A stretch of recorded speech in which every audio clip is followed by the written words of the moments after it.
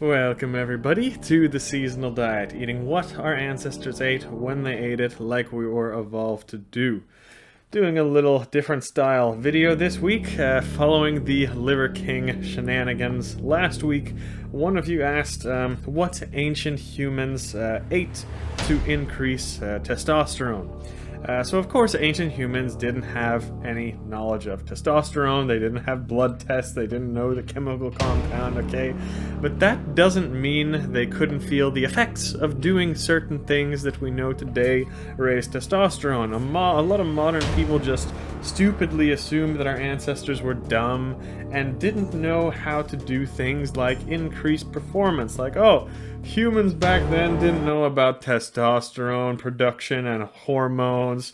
They didn't have resistance training and no understanding of nutrition or hypertrophy training or macronutrients, so ancient humans couldn't have been big and strong. What a load of shit that is. You think ancient humans didn't know how to lift something heavy, pick it up and put it back down? You think they didn't realize if they practiced at something they could get better, stronger, faster?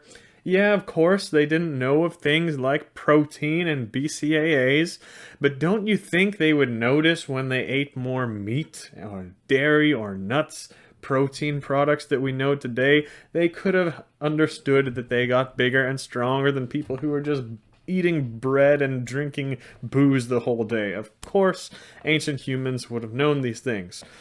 So yeah, they wouldn't have known about testosterone either, but they would have felt the effects. They would have felt these things. If they ate certain foods and it made them stronger, more aggressive, more powerful, they would have believed that this very much works. And it turns out that most of these things were actually right. I'm going over a few of them in this video, but yeah, we shouldn't say food that our ancestors in ancient times ate to increase testosterone. We should say foods that they ate to increase their war spirit or their masculine power. And the Norse beliefs, this may be called Oder.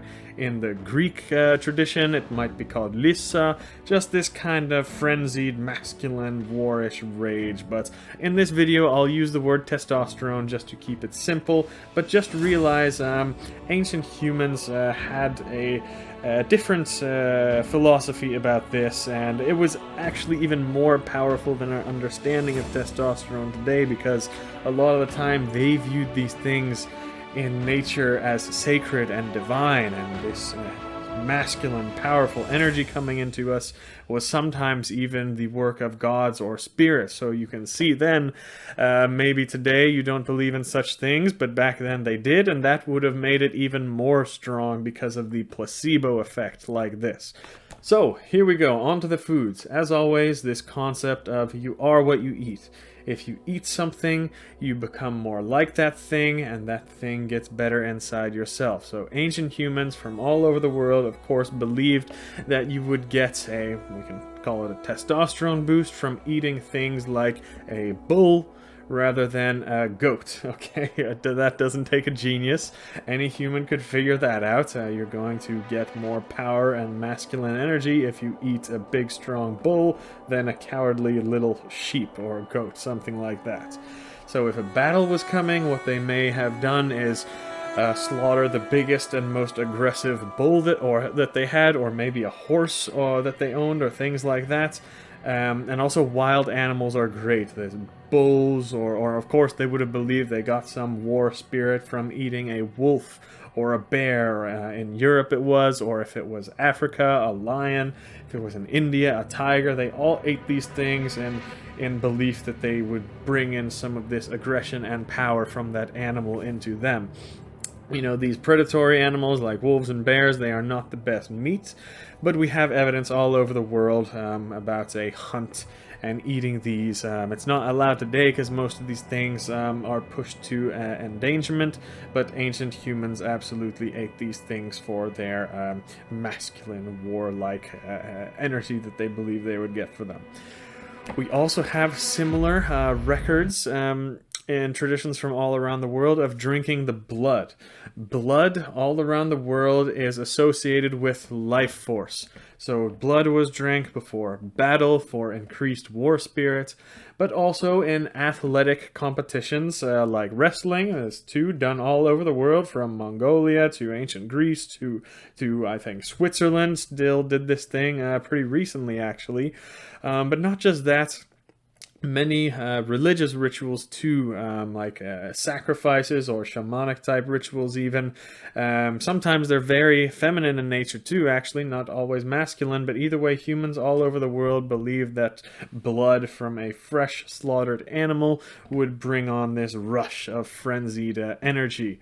It does, by the way, actually do this due to certain chemicals in the blood released at the time of death by these animals when they're in, or if they're in any altered states. There are certain chemicals in the blood that humans can ingest, and that will get some of that into our system too, and we will feel the effects. But it's actually very hard or even illegal to get blood in some countries. But if you know anyone like I do, who has worked in a slaughterhouse, or maybe a butcher that has tried this, drinking blood from a fresh slaughtered animal, you do get an absolute rush of energy from a fresh slaughtered animal, but I don't recommend it. It can probably be dangerous with bacteria and things like that, so we can't recommend that. But next item on the list, heart and balls. Of course, if you eat these things, the belief in ancient times is that you would get a stronger heart and balls, which has always been tied to masculine power all over the world. All over the world, this masculine strength is associated with our heart and with our balls, whether we say balls or cojones or whatever. The gladiators ate things like a lion heart, for example, but we find things like this all over the world, eating an animal heart, especially from a aggressive predatory animal, would give you increased masculine or war spirit.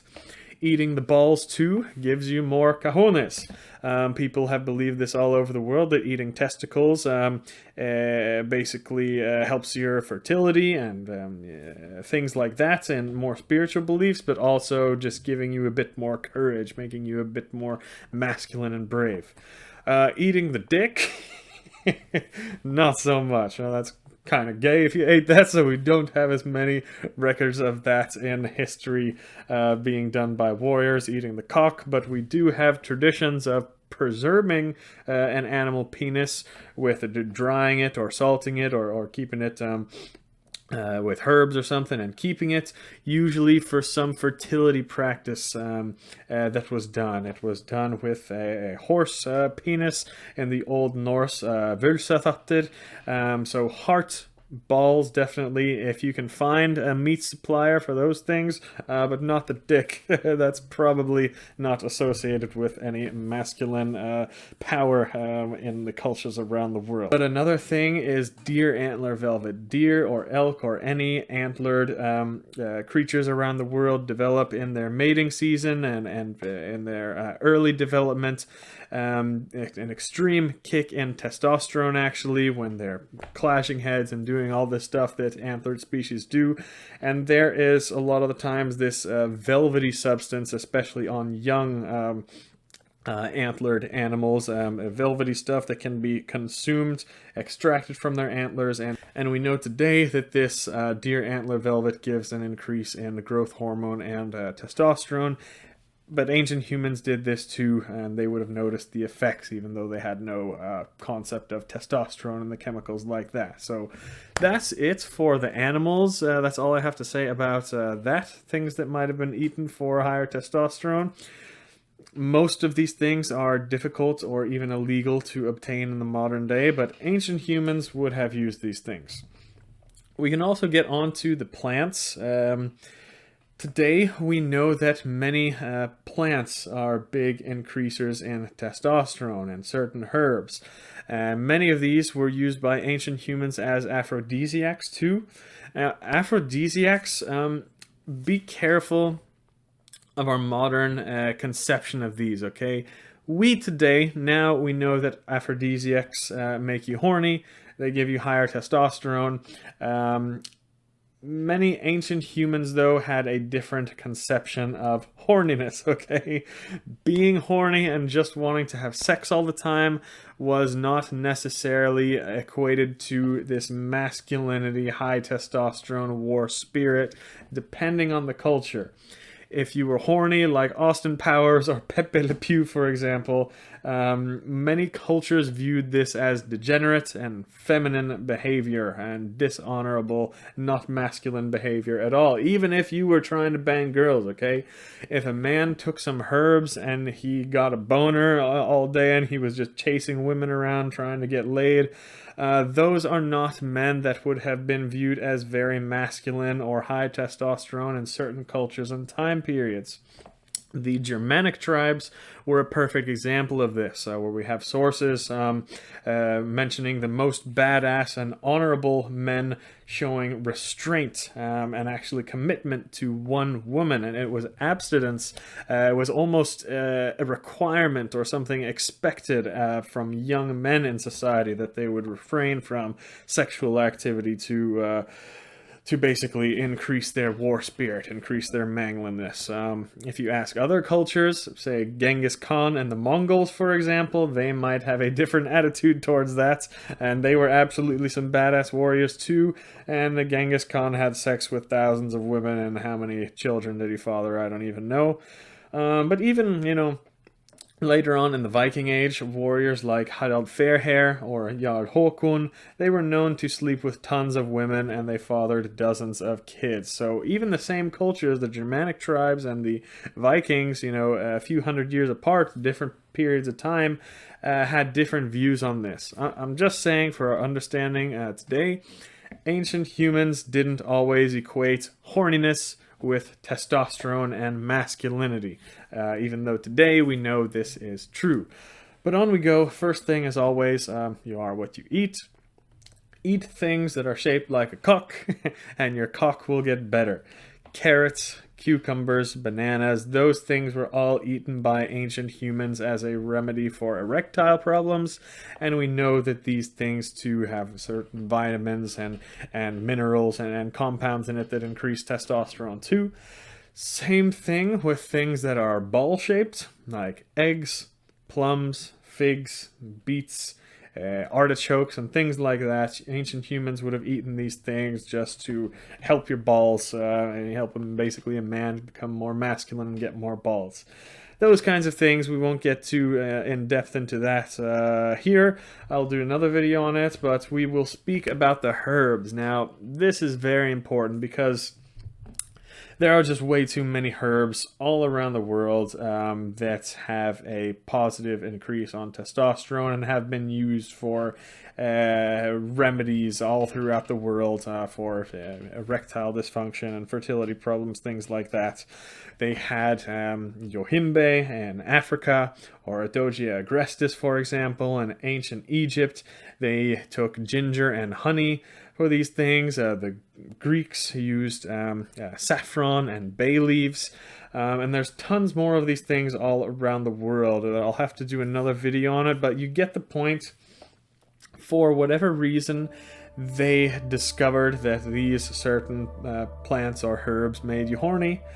But I would expect, the highest testosterone males probably did not have any issues getting their little winky hard and finding a woman to stick it in, okay? So I expect that usually the highest testosterone masculine men in ancient times, they didn't need these things. They didn't need these herbs and stuff to, increase fertility or for erectile dysfunction. Like I mentioned before, today we know that many of these herbs increase testosterone, but in ancient times, they wouldn't have known this.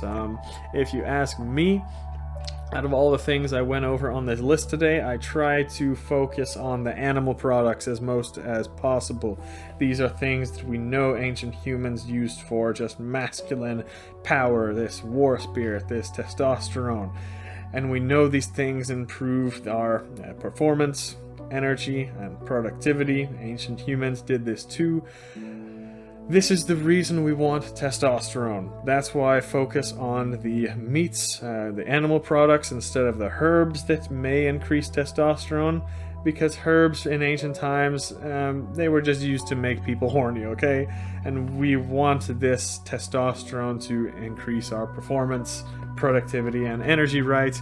We don't want more testosterone so we can lay around and shoot our load into a sock the whole day because we're too horny to do anything else. But that's just my thoughts. Hope you enjoyed this video. Will be lots more to come. This week is testosterone week, and we're speaking about a few of the things that increase testosterone that humans for thousands of years have been consuming. So that's all for today. Hope you enjoyed.